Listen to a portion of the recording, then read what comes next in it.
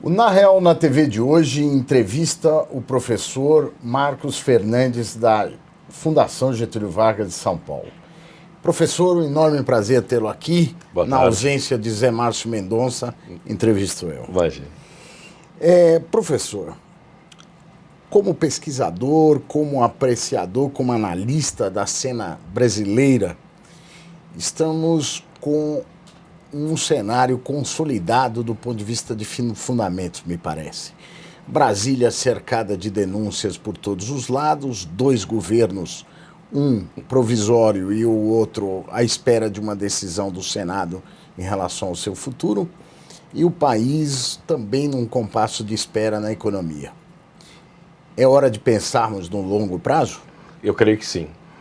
No médio e no longo prazo. Por quê? Porque, na verdade, há um alto nível de incerteza hoje em dia. Com relação à Operação Lava Jato, basta ver o que está acontecendo, aconteceu semana passada, começa a acontecer na semana de hoje, de agora, nessa semana. Então, nós temos uma grande incerteza. No entanto, há um certo consenso com relação a duas coisas. Uma mais complicada, que é a questão da reforma política, que tem que ser discutida com muita calma. Esse tipo de coisa tem que ser discutida durante um bom tempo. Não é questão, 2, 3, 4 anos. Muita conversa, com muita calma. E a questão das reformas econômicas. Desse ponto de vista, há um consenso. Diferente dos anos 80 e início dos 90, nós sabemos o que deve ser feito. Há um diagnóstico, a gente sabe o que tem que ser feito. Então, nesse sentido, há uma certa tranquilidade. Essa tranquilidade foi precipitada. O que seria, professor, desculpa interrompê-lo, mas vamos voltar à primeira questão, o primeiro aspecto que o senhor aponta. A reforma política é feita pelos políticos. Há consenso em torno dela? Então, aquele ditado, né? Macaco não serra galho no qual está sentado. Isso vale para todo mundo, mas um problema é que hoje, pelo menos o que eu aprendo com meus amigos cientistas políticos, e eu percebo como cidadão, é que a qualidade do Congresso é muito ruim. Talvez exista no Congresso Nacional, em particular na Câmara dos Deputados, pessoas muito bem formadas, muito qualificadas, mas que talvez tenham um potencial de liderança. Essa liderança ainda está latente, mas talvez tenham. No entanto, hoje em dia, por uma série de razões, erros do Supremo com relação a cláusulas de barreira, que criam incentivos para a modificação de partidos, porque nós temos um Congresso muito conservador, com pautas localizadas em assuntos religiosos, em assuntos relacionados à violência ou a hábitos que dizem respeito à vida individual das pessoas, não importa. Nós temos lideranças muito fracas. As lideranças que aparecem no Congresso vêm daquilo que antes era chamado de lupenzinato, baixo clero. Eu chamo de lupenzinato. Hoje a gente olha para o Congresso Nacional, em particular Câmara dos Deputados, nós vemos um grande lupenzinato.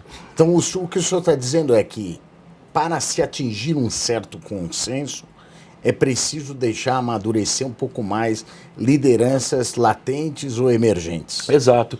E lideranças e uma elite, no sentido weberiano do termo, não no sentido elitista do termo, que tem a capacidade de, literalmente, liderar esse processo. Liderar um processo é construção de consenso, ser transparente, conversar com a sociedade. A sociedade não é burra. Os eleitores de diversos níveis de renda e de formação, eles sabem entender muito bem como o mundo funciona. Você tem que explicar as coisas, tem que se comunicar. Um líder tem que ter essa capacidade. Eu não vejo isso, então não vejo líderes. Ainda devem existir. Não apareceram ainda no Congresso, que tem a capacidade de liderar e de propor ideias novas. No início dos anos 90, a gente tinha, no início dos anos 90 e até, digamos, anos 2000, a gente tinha um time no Congresso Nacional e no Senado que era de primeira linha.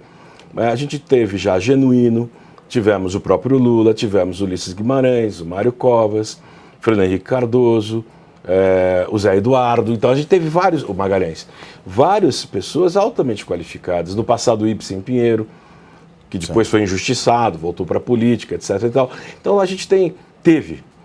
Eu, como leigo, que eu não sou cientista político, mas converso com meus colegas, eu vejo que hoje a gente não tem essas pessoas. Já na agenda econômica, você acredita que existe um consenso maior? E quais seriam esses consensos? Na agenda econômica a gente tem time, jogadores, está sobrando até, e tem um consenso. Qual é o consenso? Infelizmente, a gente está aprendendo, a sociedade brasileira, com os erros cometidos pelo governo Dilma. A Dilma não é responsável sozinha pela crise fiscal do Estado brasileiro, mas ela é a grande responsável por ter abusado exatamente daquilo que as leis fiscais e as nossas instituições fiscais preconizam como uma boa prática para uma república, qual seja evitar o uso da coisa pública, no caso do orçamento público, para fins estritamente políticos e autointeressados, o que é natural em qualquer sociedade. Por isso que existem instituições fiscais, para evitar a tentação do político ou da política em usar o orçamento para se reeleger. Agora, professor, se esse consenso em matéria econômica, se dizia que depois, principalmente meados do governo Lula, de que esse consenso já estava formado. E aí, com o advento do governo Dilma, não só se percebeu que esse consenso não estava tão consolidado, assim como ela navegou durante todo esse período de graves erros econômicos em meio a um certo silêncio em relação a tantas políticas erradas. Não propriamente da mídia, não propriamente de certos formadores de opinião, mas a verdade é que o tal do check and balance system não funcionou. Ou seja, o Congresso aprovou o que pediu, a fiscalização foi tardia e chegamos a este ponto. Será que não poderia se repetir isso no futuro?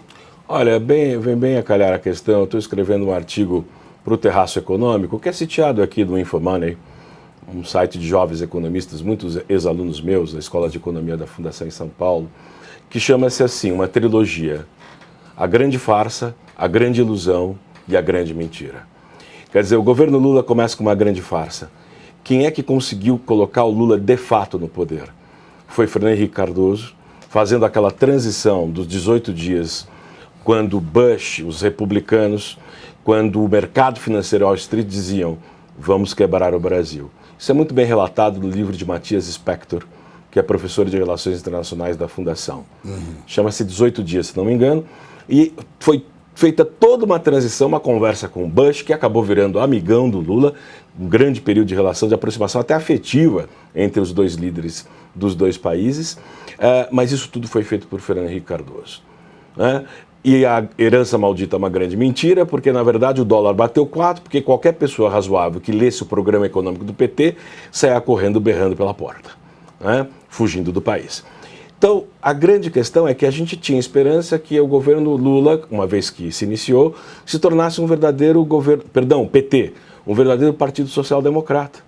E eu acreditava nisso. A reação, tanto é que o governo Lula 1 foi um governo brilhante. O governo Lula 2 também, a reação contra a crise internacional foi correta. Foi uma política keynesiana de curto prazo. O problema é que a Dilma ia assumir essa política, uma política de desenvolvimentismo keynesiano, populista, de longo prazo. O problema da presidente Dilma é que ela acredita nas ideias dela. E o lado brisolista da presidente se revelou. Os pesos e contrapesos. Então, aí é que a minha trilogia, A Grande Ilusão. Porque a grande farsa é até Lula assumir que quem colocou Lula no poder foi a FHC, que foi aos Estados Unidos e falou para o Bush: não, calma, não tem problema. A ponto do Bush falar para os republicanos: Lula é comunista, mas é meu amigo. Foi isso que foi dito. Então, começou com essa farsa. Aí veio a grande ilusão. Todos nós caímos numa grande ilusão. Seja porque a arrecadação tributária começou a aumentar bastante. A China. Em parte, a gente teve ganho de produtividade devido às reformas microeconômicas do Lula, hein? Mas teve China. Aí veio a ilusão do pré-sal. Então, todo mundo, a oposição ficou entorpecida. Não se acenderam sinais amarelos, mas calma. Em 2005, acenderam sinais amarelos. Pallotti fez uma proposta chamando economistas sem bandeira partidária, alguns ligados ao PSDB, de um plano real 2 de consolidação do ajuste fiscal. A Dilma, naquela ocasião, disse que aquela ideia era rudimentar. Então, a presidente Dilma é, nesse sentido, sim, culpada pelo que ela fez com o Brasil. Não porque ela é culpada sozinha, porque houve queda de arrecadação e o aumento do gasto é estrutural. É porque ela deixou de ver, em 2005, quando era chefe da Casa Civil, que o aumento do gasto é estrutural. Porque ela dizia que política fiscal, alguma bobagem desse tipo, déficit público, é uma política de renda, emprego, ou é comida, sei lá o quê. Então, esse keynesianismo vulgar, e essa visão meramente ideológica, no sentido pejorativo do termo, move o presidente. Este é o custo dessa falta de visão de mundo, a gente paga agora. Mas a sociedade não conseguiu se proteger. A grande ilusão. A sociedade estava entorpecida, a oposição... Quem criou a oposição para a Dilma? A maior oposição da Dilma, eu sempre digo, é ela mesma. A Dilma teve a capacidade enorme de criar oposição para ela, porque a oposição foi fraca. A oposição não alertou, a não ser em 2005, não foi nem a oposição, foi o governo, a maioria, foi o Palocci que propôs um ajuste fiscal e estrutural. A oposição, falando de checks and balances, falhou. Então a gente tem que ter outras instituições financeiras de controle fiscal, como a que recentemente foi aprovada pelo Senado, que nesse turmoil todo ninguém viu, que é a criação de uma espécie de um conselho fiscal para gerir a política fiscal. É uma ideia que está dentro do benchmark proposto pelo Banco Mundial, Fundo Monetário, o OECD, uma espécie de conselho de administração da política fiscal. Então o Brasil está evoluindo muito, e evoluiu muito, ninguém percebeu. E falando em instituições, que nesse meio bastante inquieto da política nacional, para não dizer até em relação aos temores que se tem em relação ao cenário, que instituições que o senhor acredita que estão se consolidando ou estarão consolidadas num prazo razoável? Vamos começar. Eu vou usar um termo de forma livre, já que você é um operador do direito e sabe que o termo não é tão adequado. Mas há uma jurisprudência aberta pela Lava Jato. Eu brincava com você antes de começar o programa. Corrupção hoje em dia ficou perigoso. Você abriu uma jurisprudência, na medida em que você pegou outro lado também, o corruptor. Lei de compliance. Apesar da tentativa do governo e da bancada do Partido dos Trabalhadores, com o apoio de boa parte, hoje em dia, do PMDB. No caso do atual e talvez não atual ocupante da antiga CGU, chamado Ministério da Transparência, da Lei de Leniência, da mudança da lei, tornando leniente a Lei de Leniência, no sentido mais pejorativo do termo.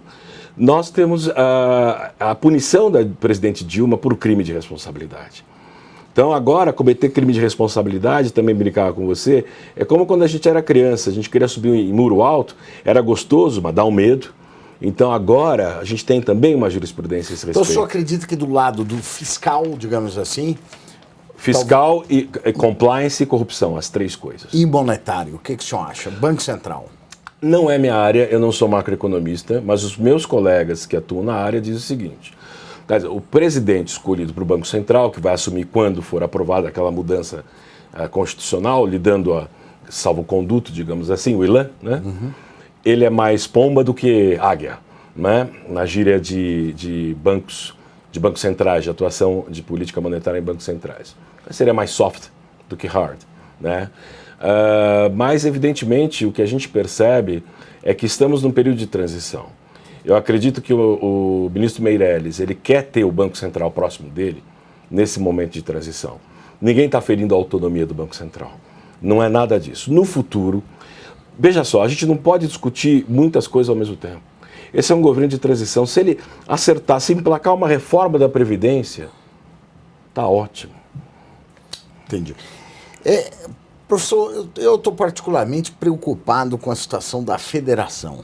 A federação está em situação crítica. O Estado do Rio de Janeiro está com 2 vezes a receita em relação aliás, 2 vezes dívida em relação à receita.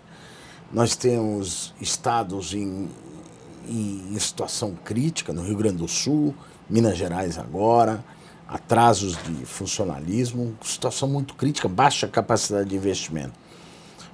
O senhor acha que dentro deste contexto de uma federação tão arruinada, digamos assim, há uma perspectiva de segurança fiscal?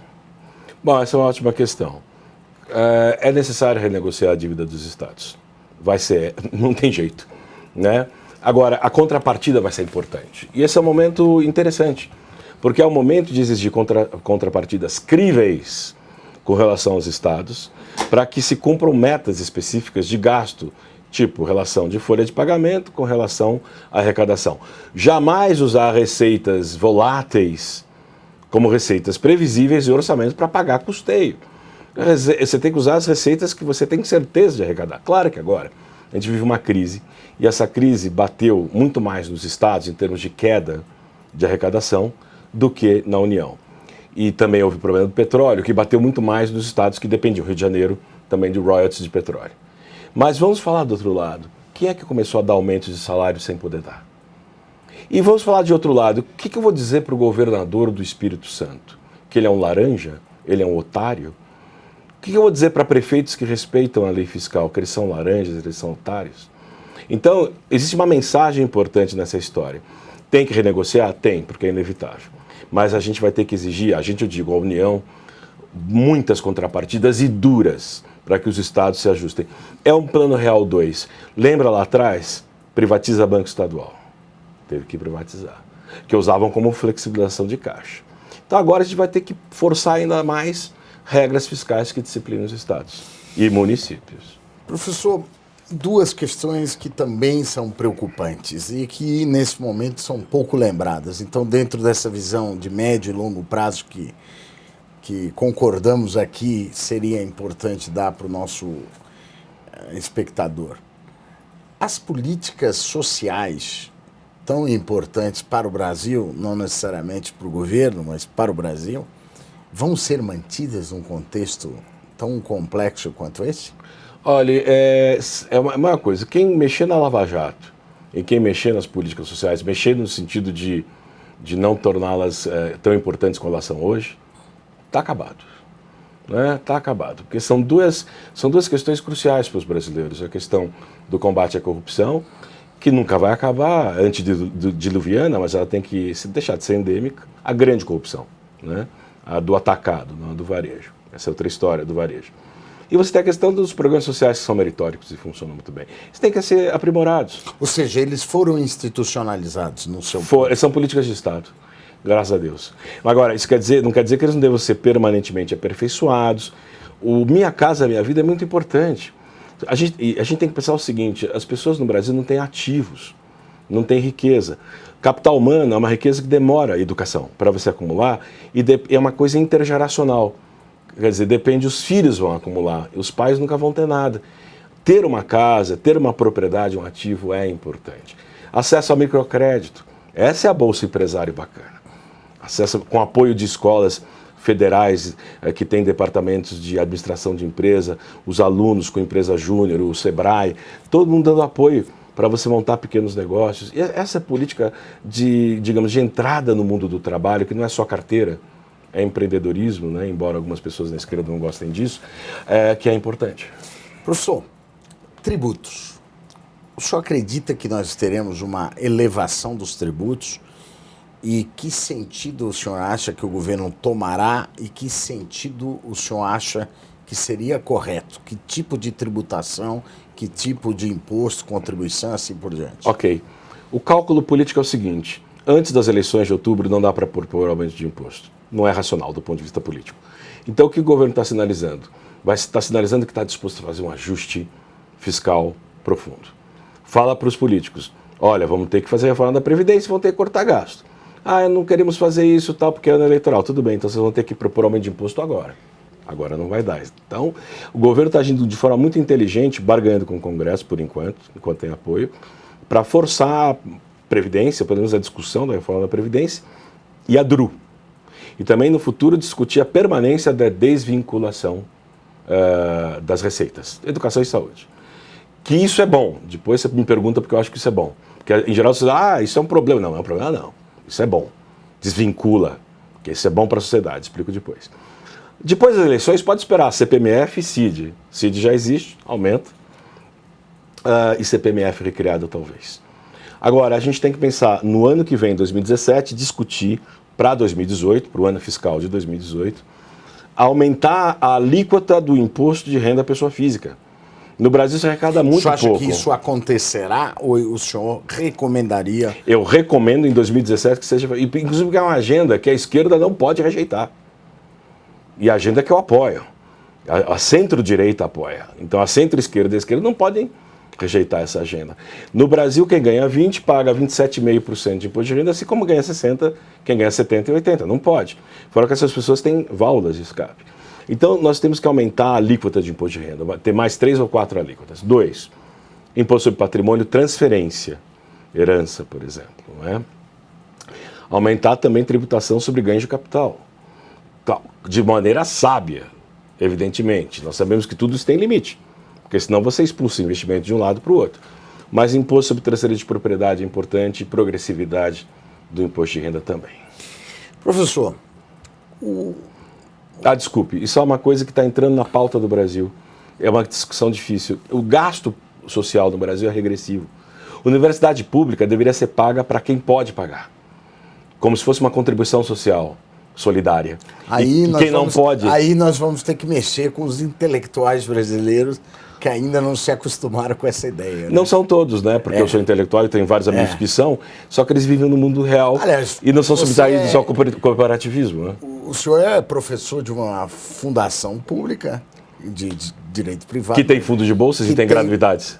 E é paga. E é paga. Então, acho que é um bom E tem alunos que não podem pagar e não pagam. E tem alunos que podem, mas não podem agora e fazem crédito sem juro. Exatamente. Quer dizer, existem os mecanismos. E nós temos sistemas de financiamento públicos que poderiam se ter da universidade.